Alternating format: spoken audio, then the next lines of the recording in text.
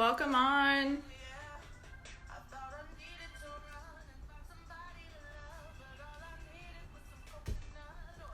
Hey guys, welcome on. It's gonna be like 6 minutes before we start. I just wanted to get people on board early. So thanks for joining us.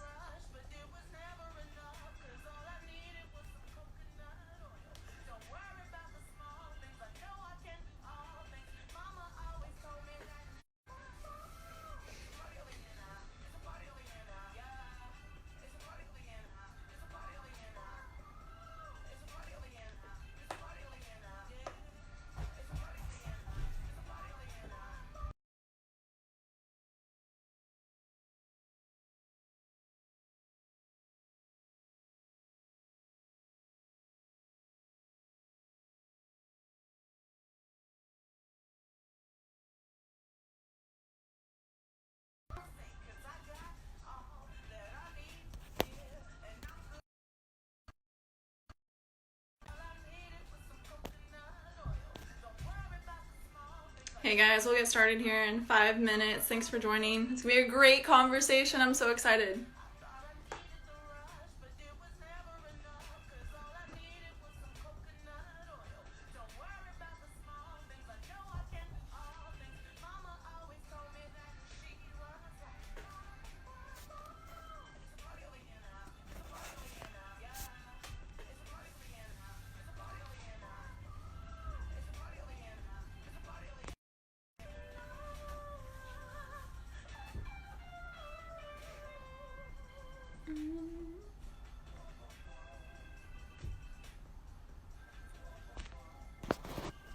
Can everyone hear me okay?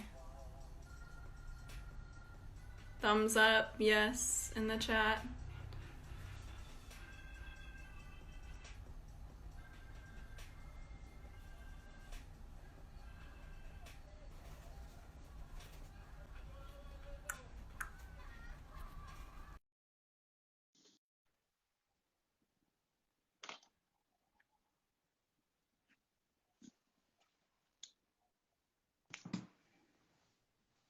Hey! Hey, Katie, how are you? Good, how are you? Can you Doing hear me well. all right? Yeah, and how's my audio? Yeah, you're great. Good. Awesome. Love it. How's the morning been? Yeah, busy. How are your allergies out here in Austin? Mine are starting to flare I up woke today, up, but yeah, that was today. Yeah. It's probably because it's getting cooler. It's like all this like cool, warm weather. Great old yeah. Austin, right? Which part of Austin are you in? I'm in South Austin, south of Slaughter Lane. Oh, okay, we're super close. So we're at First and like Old Torf. Okay, yeah. So over by like that's not like 7th Flag, right? Coffee? Yeah, like Kind of. 5 minute walk from 7 o'clock coffee. Yeah. Awesome. I love that area. Matt's Yeah, saying I hi to know. you. We we usually go there almost every day, and now they're unfortunately closed. But Yeah, you know, it's a great place. There's a lot of great places here in Austin. that is true. Obviously, I love coffee. So you love coffee, you love restaurants. Yeah, I'm excited for this. Like after our conversation on Monday.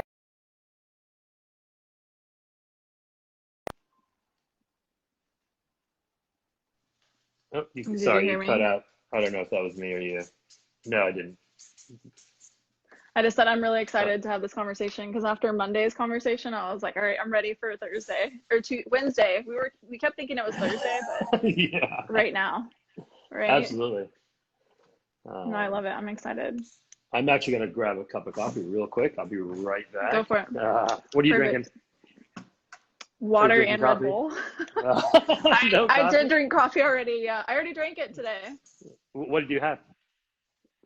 Los Altos, they don't have a coffee shop, but shout out to Los Altos. They have amazing coffee. They're Austin based. Oh, cool.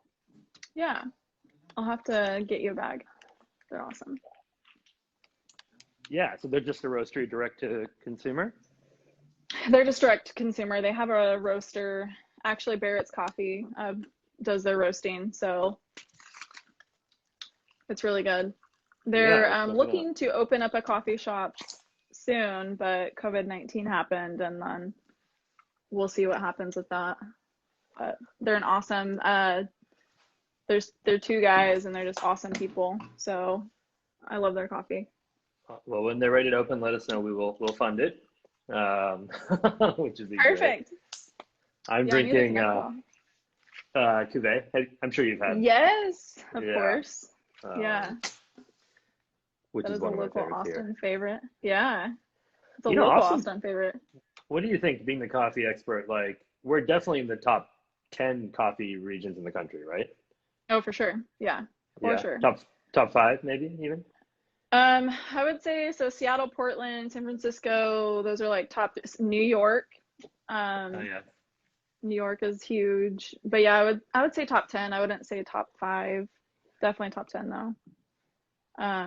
It's definitely expanding. Even in San Antonio, local coffee shops are just popping up around town, which is awesome. But yeah, Austin's awesome. Yeah. I forget, how long have you been here? You've been in Austin for how long? 3 years now. 3 years. Okay.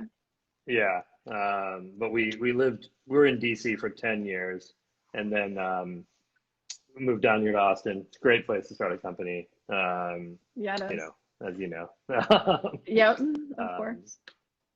But yeah, I think like definitely amazing barbecue, amazing Tex-Mex, amazing coffee. Yes, maybe lacking some Asian food, I would say. Like not as amazing as DC or LA where I grew up, but we'll get there. Yeah, we'll get there. We'll get there. Have you been to Wu Chow? Do you like Wu Chow? Have you been to Wu Chow? Yeah. I love their dumplings. They're amazing. So the head chef opened her own place. I think it's called Lynn, on 5th or 6th Street. And about last year she opened it, and it's awesome. Oh, really? So she does dumplings there. So definitely check it out. Oh, really? I think it's called Okay, Lynn. I'll check it out. Yeah. Perfect. All right, so it's 1:02. We only have, perfect. We have more people jumping on. Awesome. So we're just going to get started since we have a lot to get through. So I'm really excited. Cool. Perfect. So thank you to our viewers, first of all, for joining us on this conversation. It's going to be an awesome conversation. Johann is amazing. I've already had an opportunity talking with him on Monday, and just hearing about his background is very inspiring. And just what he's doing for COVID-19 with inKind is it's going to be incredible. So I'm excited to unravel all of that.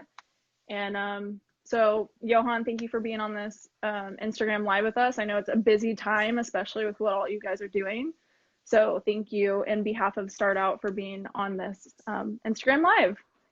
Thank you, Katie, for having me. Perfect. I'm excited to be here. Yeah. So just a little bit of background about StartOut. StartOut is an LGBTQ, it's like it's a nonprofit that supports LGBTQ founders and entrepreneurs. They have amazing resources. They're an amazing group. I'm excited to be on their programming board for the Austin chapter. A little bit about myself is I have a startup also, as we talked about. It's called myCoffeePass. We're a monthly subscription-based mobile application that connects coffee lovers to local coffee shops. So we just launched beta testing of the app in December in Austin and San Antonio. So it's a fun entrepreneurial journey. And that's just a little bit about me.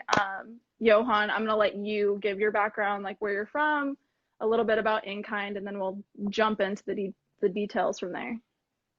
Yeah, thanks. So I'm originally from California, LA, born and raised. What part of LA, really fast? Because I'm Pasadena? from LA. Oh, okay. Do you know where? Camarillo? Yeah, of course. Yeah, Thousand Oaks, yeah. Cool. Yeah. The Valley. Is that the Valley? Is it Pasadena? No, it's 45 minutes north of LA, so it goes like Ventura, Oxnard, Camarillo, Thousand Oaks. That's where we're at. Okay. Yeah. You're kind of more in the desert, but Pasadena, right? Yeah, Pasadena. There's a restaurant called The Cave in Ventura. I don't know if you ever went there, but it's a wine-centric, like it's a wine store and restaurant. So we finance them, but that's cool. Awesome. Yeah, I didn't know that. Yeah, so my background's actually in tech. I went to UCLA, did computer science, Amazing. and then I actually had a company through Techstars, which is this incubator accelerator now. It's just huge, but I was at the very I think they've over 1,000 companies have gone through. They have 30 programs, something like that. I went through their very, very first one in Colorado, in Boulder. It was sort of a tiny operation at the time. And they picked 10 companies, and we went through it, and it was an amazing experience. And Brad Feld sort of led our angel round after that, and we ended up raising venture and sold that company, which was amazing. And then, I love food, so I started investing in restaurants, right? Like what everyone does who loves food. And then I ended up actually opening a restaurant incubator in Washington, D.C., which was the first one.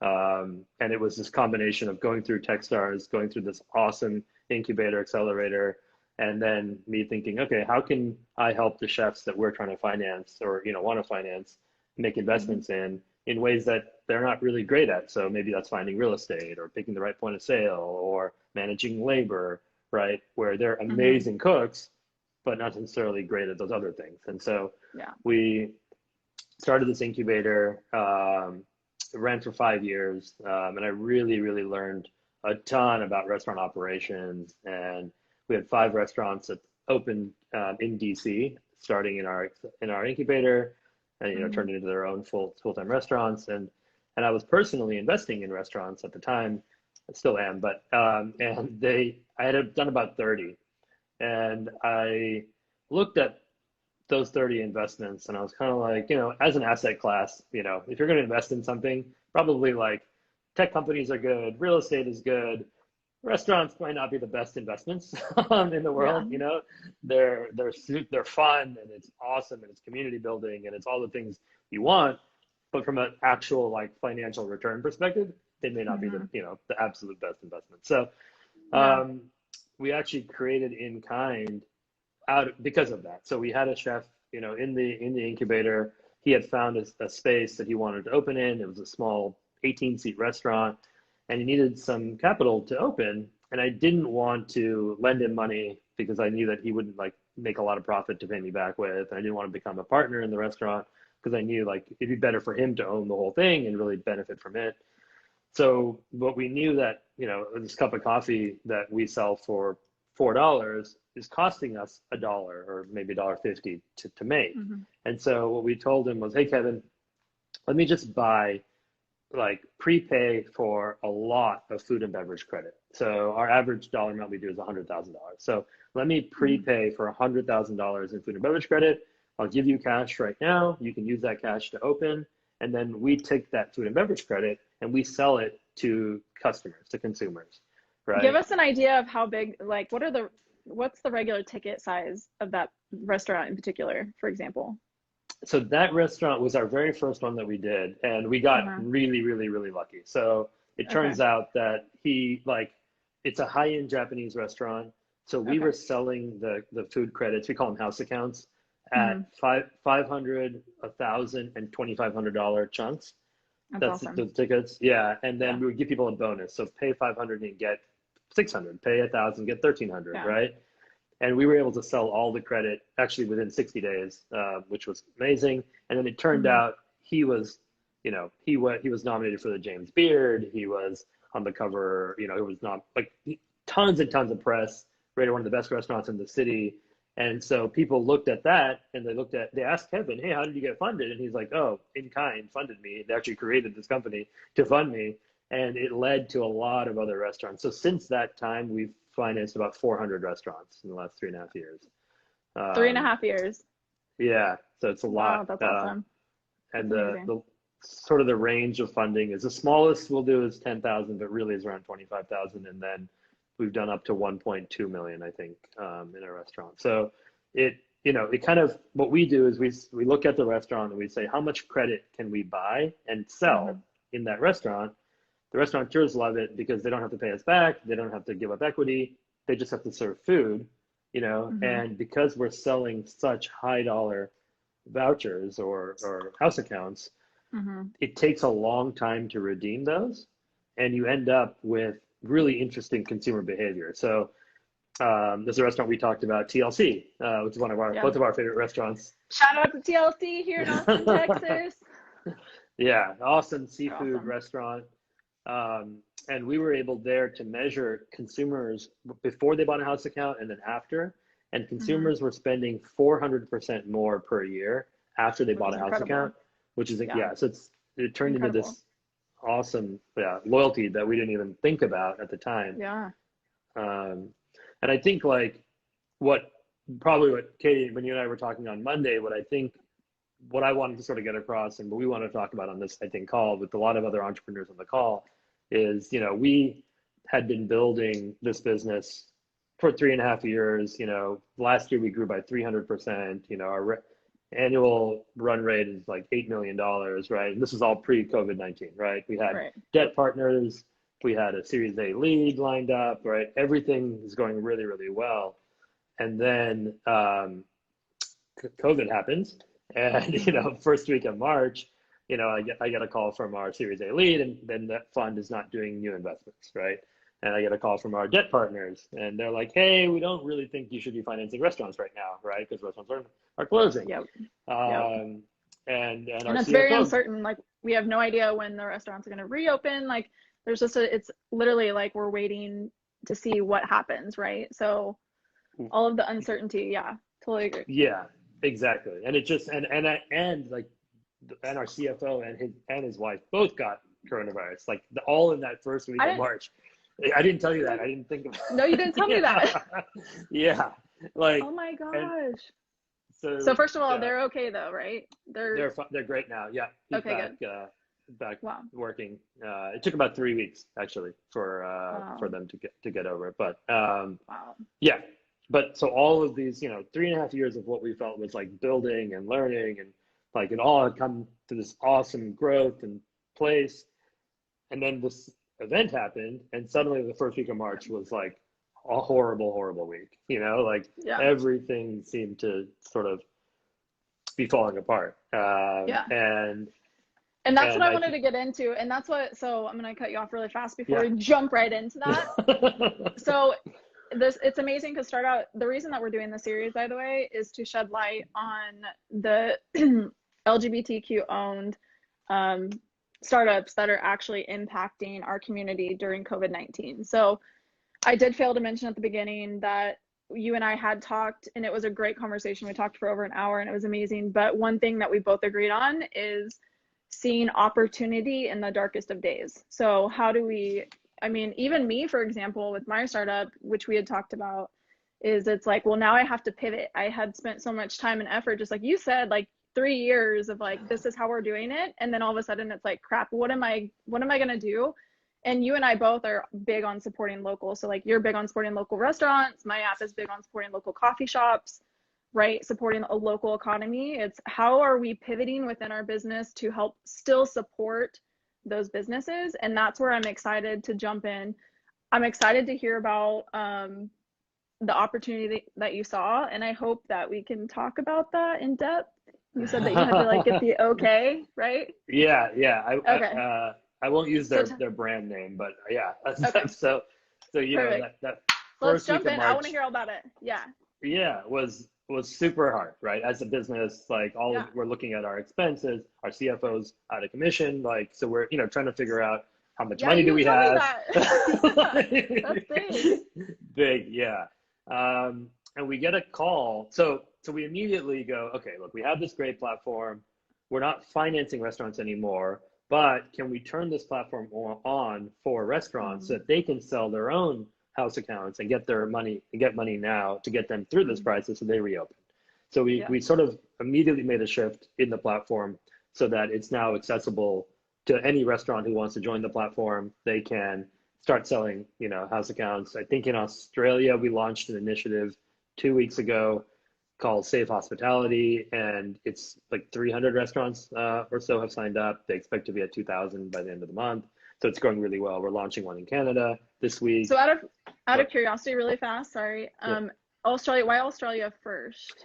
Yeah, good question. So we happened to have a partnership in Australia pre COVID-19 with they were the biggest publicly traded restaurant finance company. They were bought by a private equity firm.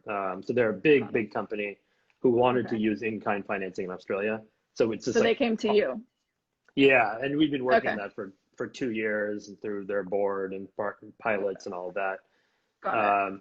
But it's kind of an interesting, it's actually kind of a cool result of COVID-19 is they have a new CEO, and he's brand new to the business. So he kind of wasn't prioritizing the inKind partnership because he had just started like a week ago before. Right. And he was like, look, there's a lot of other things I need to learn about the business. And when this happened, he reached out and he's like, hey, let's use the platform to help as many Australian businesses as we can. And so they've put in probably 4 times at least the amount of resources into the project now than we had before. So they have like dozens of people who are now working on Save Hospitality, which is great, which is helping. That's amazing. And and so this that was one opportunity that came out of this that we didn't expect. But we had a major liquor company reach out to us and said, hey, we really, really want to help local restaurants because it's important to us to make sure that, restaurants survive through this. You guys, there's a lot of companies out there with money who want to help businesses, but they don't have a mechanism, right? There's no one who can really distribute funds to hundreds or thousands of restaurants, right, in a way that makes sense. And so we worked with them now we've worked with them for about 2 weeks, and we finally got all the approvals and everything done because they're working with a big company. So this was streamlined. It went to their CEO, of a multi-billion dollar business. And so last week we got all the sign-offs. And so we're launching this initiative where we have a corporate donor who's donated, they're starting off with $30,000. And we're giving that money to restaurants in San Diego. And we're actually buying food and beverage credit. So we're telling a restaurant, hey, let's buy $1,000 in credit. If you're not open right now, that's okay. We can use the credit when you open, or if you're open right now, that's great. We'll use it for takeaway food. And we're taking that $30,000 in credit. And there's a nonprofit called Sharing Hands based in LA. And their mission is to help people in need when a crisis occurs. And so they're finding hospital workers and frontline workers, and they're actually donating that $30,000 in credit to those people. So sort of as a thank you for putting their lives at risk. Yeah, and so it's this really neat initiative because the restaurants are getting financing to help them survive this. And then hospital workers or people who there's going to be police, frontline workers, hospital workers, it's a pretty broad group that they can help, are also going to get credit to go into their restaurants and, or to get to-go food, or it could just even be a thank you. Like if the restaurant's not open, it could be like, well, here's $100, when the restaurant reopens, go on a date, because you've earned it. And so it's this initiative that we would have never thought of and could probably never have done. And we actually are seeing other nonprofit or corporates who've heard about this already reach out to say, oh, wow, you can do this? How can we get involved? Right? Yeah. This is just going to be spread like fire. I think it's awesome. I think too, so how do you decide who gets those credits? I know you said you guys are in San Diego right now, but how do you know who gets those? Are you partnering up with hospitals and they're giving out those credits, or how does that work? Yeah, that's all being done through the nonprofit. So the nonprofit actually is giving it out, and they're doing it in a way they want to make sure that it's going directly to people, right? They want to make sure that it's getting to the right people, and that's what they're good at doing.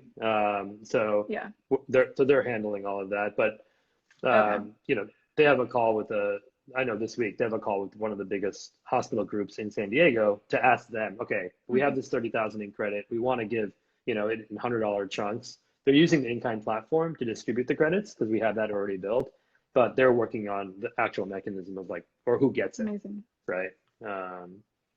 Okay. And I think for us, what's going to happen is, it's going to be, it's an awesome opportunity.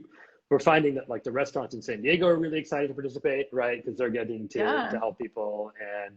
And then now, so for us as inKind, it's this market that we never even thought about, which is there's a ton of Fortune 100 companies that have money that want to help local businesses or want to help hospital workers, and they just don't have a mechanism to do that quickly. and we have a mechanism to do that. So it's been really, really exciting. That's awesome. Congrats on all that. Like, big round of applause. I know how hard it is, especially when you're stuck, right? You had mentioned for like a week or two, like you're just kind of like, what the crap? Like, what am I going to do? Right.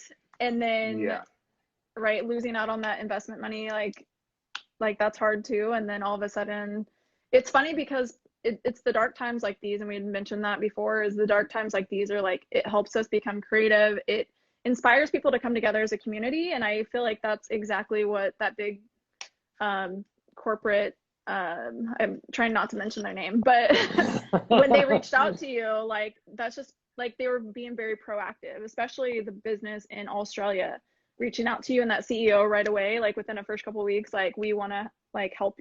How can we do that? Like, that's just incredible. So talk more about that. I want to hear, like, with your team, like you as a leader, I want to know, what did you tell your team when this happened? So when you're like in that, right after COVID-19 hits, your CFO just got COVID-19 himself, like, what was that like? How did you get through it? Like, what advice do you have for other entrepreneurs, other founders, other leaders of businesses? Yeah, that's our team is quite close. You know, we're basically all family. Like, you know, we've been working together for a while, and really, you know, like any startup, struggling through how to you know, make the business work, and you know, and all of the ups and downs that the late nights, the early mornings, all of it. And I mean, so it was actually, I think, incredibly inspiring for me, because everyone on the team like recognized that, okay, this is going to be an issue with our finances, right? Because we've gone from, you know, doing $8 million in annual revenue to very little, you know, in March revenue. And so we have to cut expenses, and literally, like, people were coming to me and saying, hey, if we need to cut my salary, like, I totally get it. I still want to be involved. I love the mission. And I think one of our guys in Australia, he told me that his wife works for us, actually, and he's a friend of mine. And so he called me, and we were just catching up. And he said, my wife has never been so excited about working, and you're paying her half of what you were paying her before, but she's never been so excited, because I feel like as a team, what's really nice is we're all doing things that are helping restaurants, helping people, right? Like, and it feels like we're doing our little part that we can, you know, to get through this crisis. Yes, it is like, it's awesome. Like, we're signing up more restaurants we were signed up before. We're working with partners that we would never even be able to talk to before, right? There are these really good things happening out of this really awful situation. And I think the reason that we're able to get even as far as we've gotten in the last couple of weeks is because the team really is behind it, right? And I didn't have to lead them as much. They actually, like, I would say in the very beginning, took initiative and maybe even carried me, because I was obviously pretty down like that first week, you know? And in retrospect, it's just been like an awesome opportunity. I love that came out of it. But that's incredible. You sound like you have an incredible team. But behind every startup or any business, it's all about the team, right? I mean, we as the founders are like the visionaries, but they're the ones that actually like make it come to life. It's incredible. I love that. Absolutely, 100%. And you know, for us, we had ramping up into our Series A. We hired a chief product officer, a chief operating officer, like people who to sort of round out the executives on the team. Which our senior vice president of engineering, who we didn't end up pulling the trigger on because it like kind of coronavirus happened at the same time. But I actually, like, thinking about it, and really like that the core team, who traditionally would be more junior people, you know, like, because as a startup you can't afford really expensive people, so you have people who are, you know, are hungry and want to work hard and are creatives, and you know, but maybe don't have as much experience. And I think that's actually made it easier, because none of us have like a preconceived way of how things need to be done. We're just super nimble and go, okay, like, here's the opportunity, like, nobody's done this, like, let's create a way to do it, right? And that's been really exciting, and just the enthusiasm, like, from the, and we switched our internal processes because, before we had quarterly goals. So, right, what were you doing for a quarter, right? And then are people, able to hit those goals and like whatever.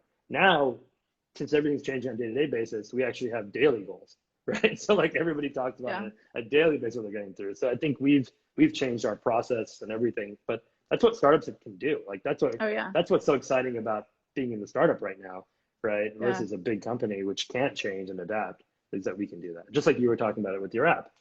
Yeah. Yeah, for sure. So the last question that I have for you, because we're getting low on time and I want to open it up for questions. What are your guys' plans? So you're in San Diego right now. Is there any word of like you guys coming to Austin, since we both live in Austin? Like, do you know like if there's going to be another city that's next? Is there anything you can say about it? Yeah, we're basically right now actively looking for more corporate sponsors. So once probably actually through StartOut, we got connected with the PR person, and she's really working on the public launch of all this. Should happen maybe later this week, maybe early next week. And then really our focus is finding other corporate sponsors, and then we'll work in the cities that make sense for them. So, if, for example, we got Tito. So shout out. So shout out to all the corporations here in Austin, Texas. Spread the word. inKind's doing something great to help our community. How about that? Like, we'll just do a shout out. That would be amazing. So if people have, if you're a Tito's and you're like, I want to support the local restaurants in Austin and also help, hospital workers or other people like in Austin, that's great. Or you're a Coca-Cola and you want to work with in Atlanta, for example, like we'd love to hear, so we're talking to corporates, and probably depending on the regions that they want to really focus on, that's where we'll focus as well. Got it. That makes sense. Well, so for all of our viewers, this is also going to be posted on YouTube later. If you guys have anyone that they can connect with Johann, where can they find you on social media so that they can just like reach out?